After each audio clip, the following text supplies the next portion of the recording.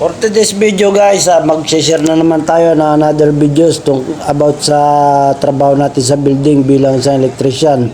Kung ikaw ay aspiring na maintenance electrician sa building, ito dapat mo matutunan. Ayan, ang paggamit ng device na Megger, ito ay ng voltahe.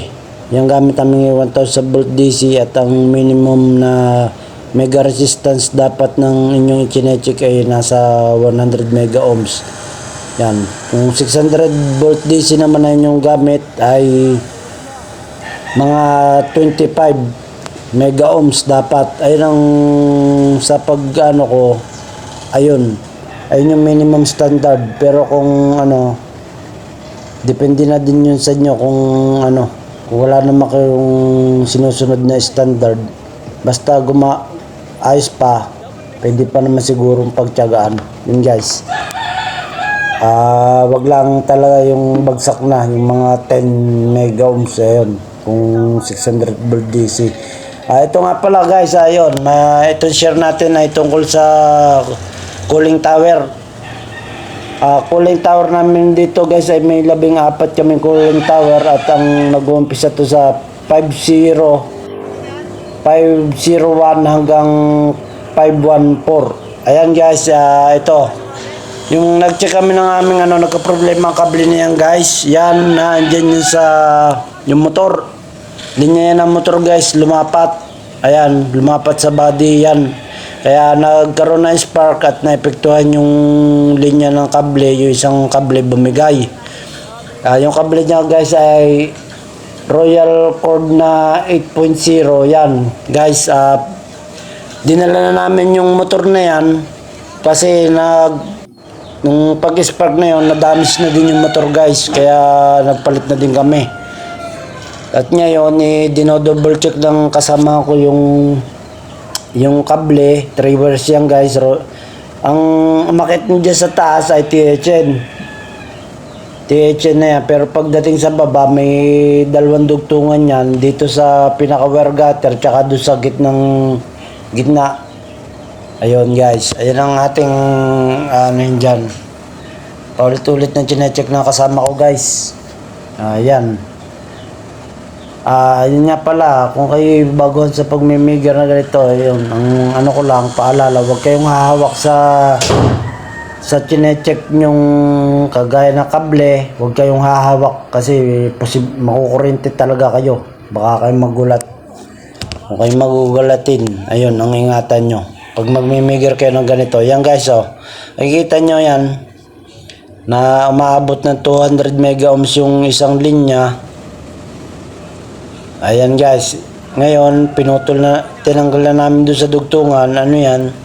May dugtungan yan. Ayan yung unang dugtungan guys, sa THN yung packet sa kable. Ayan, ito naman yung chinecheck namin ay papunta doon sa motor. Makikita nyo dyan guys, yan, na wala, nasa lang siya, hindi bagsak talaga siya, nasa 28. Pag minsan 28, iba-iba kasi ang nangyayari diyan guys. Diyan sa na yun, yung isang kable. Yan, tingnan nyo, pag masdan nyo guys yung Megger reading. Yan, kita nyo, sinusundot ng kasama ko doon. Importante niyan, bago nyo gamitin yung Megger, i-test nyo muna. Ang pagtetest nyan kasi kadalasan pag ganyan, pinturado yung nasa negative ng alligator clip nyo, ay posibilidad na hindi pala nakalapat sa body. Kaya hindi nyo malalaman kung okay o hindi yung Kala nyo okay yung pala, hindi pala nagana pala yung inyong Megger kasi hindi nakalapat yung pintura. Yan guys, balik tayo sa ating yung kable. Kita nyo dyan, ayan, makikita nyo dyan guys, yan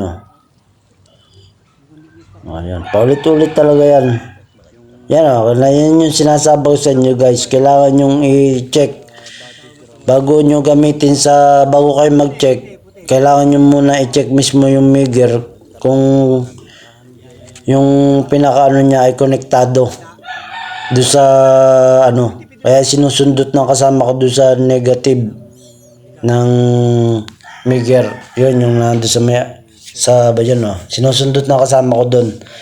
Tinitingnan nila kung accurate yung kung pag zero ibig sabihin yun, accurate yung Megger mo. Kaya pag nagsisiro yung Megger nyo, ibig sabihin talagang shorted yun. Ayan guys, paulit-ulit na sinusundot ng kasama ko guys. Ayan. Ito guys yung bagsak, itong itim na kable, tita nyo naman. Nasa lang siya. Paulit-ulit, ito namang black. Ayan yung yan. Ginawa ng kasama ko dyan guys, yan na yung nagkabit ng motor. Nagpalit kami ng motor, yun tinatap na nung kasama ko. Yan. At ako naman yung titira dito sa yung pangalawang dugtungan. Doon yan guys nagka-problema. Ang nangyari dyan, wala kami talaga yung malaking kable na Royal Cord na 8.0. Ang available lang namin ay Royal Cord na number 12. Ginawa namin dyan, yung 3 wires ng Royal Cord na number 12 ay pinagsama-sama namin. Tapos kasi yung isang linya lang ng 3 wire ng papunta dun sa control panel motor, ayan yung gitna guys. Napapansin nyo yung Royal Cord ay magkakasama na siya, wala na yun, pinag-isang kable na lang siya kasi 12 lang siya, yung papalitan niya ay 8.0. Kaya okay lang na sumobra yung inyong wire, wag lang sobrang liit, wag lang babawasan. Kasi yan, ayun ang unang magiging problema niyan, bibigayan. Pag yan ay bumigay, another problema na naman yan. Kaya mas mabuti kung magpapalit kayo ng wire ay mas mabuti kung mas malaki yung wire na ipapalit nyo kaysa maliit. Ayan guys, ako yan guys. Kita nyo naman mga pormahan, mga pang-professional yan guys. Para lang yan guys.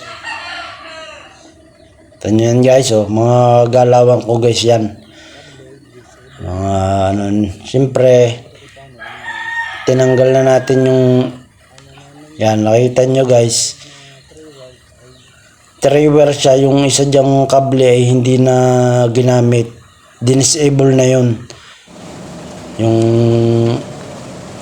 ginamit na lang dyan ay yun. Yan, yung kasama ko, inilatag na namin ng ayos yung kable papunta sa control panel. Yan guys, yung dugtungan ngayon, idudugtong na yan doon sa THA na 8.0 na kable.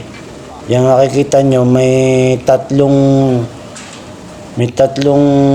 yan, AMC na 1/2 na titigisang titigisang wire ang pumasok pa loob, THN yun na 8.0. Yan ang dugtungan.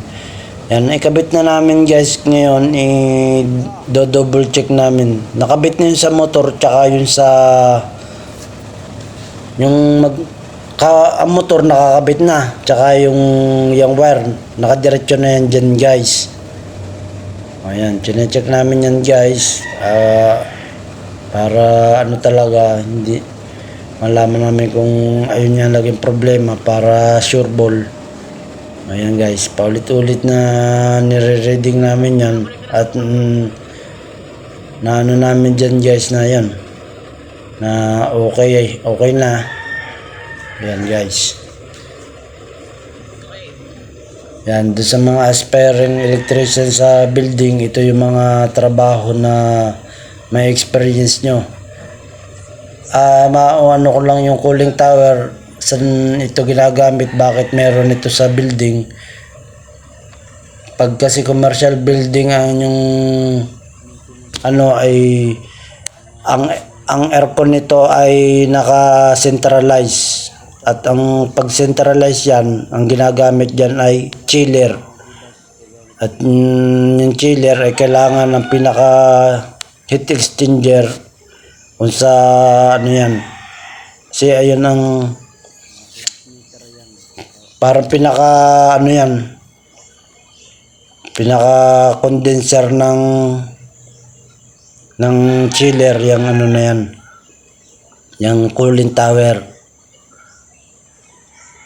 Alam niyo naman ang aircon ay kung kayo naka-experience sa aircon, na pag ang aircon ay hindi umiinit yung likod, hindi umiinit yung condenser, ibig sabihin hindi rin siya lalamig.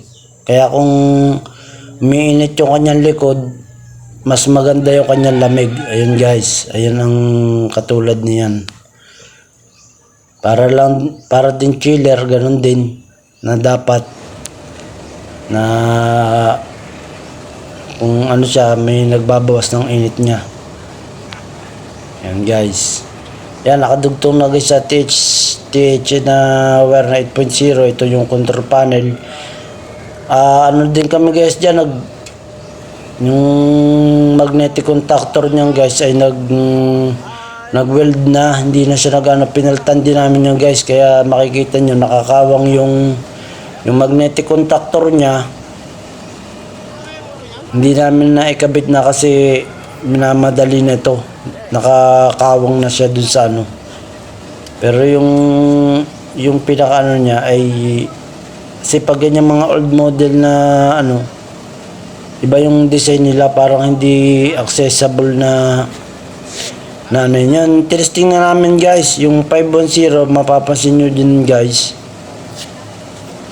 na ano 440 yan. Makikita nyo guys yung 510 patatakbo, titingnan namin kung tama yung ikot. Yan guys, napansin nyo na pares yung ikot nya doon sa iba. Ayan guys, ayan yung ano. Siyempre pa ganyan at nagtitesting na kayo, actual testing ng ano, pag nagpalit kayo ng motor, napaka-importante ang actual testing, lalo na pag ganitong mga motor ang ano nyo.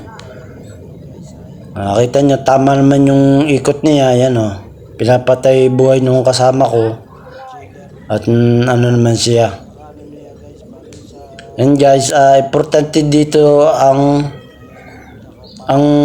kuhanan nyo ng ampere reading ang pag kayo magpapalit ng motor, kasi titingnan, makikita dito kung nakakondisyon pa yung motor, pag balance o unbalance.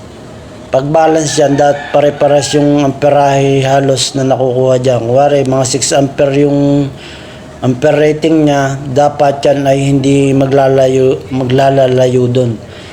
At kung unbalance naman yan, pwede yung isa 6 ampere, yung isa naman tataas biglang mga 8, or tapos yung kabila, magkakaiba yung reading niya, magkakalayo. Pero kung point lang yan, wala naman problema yun.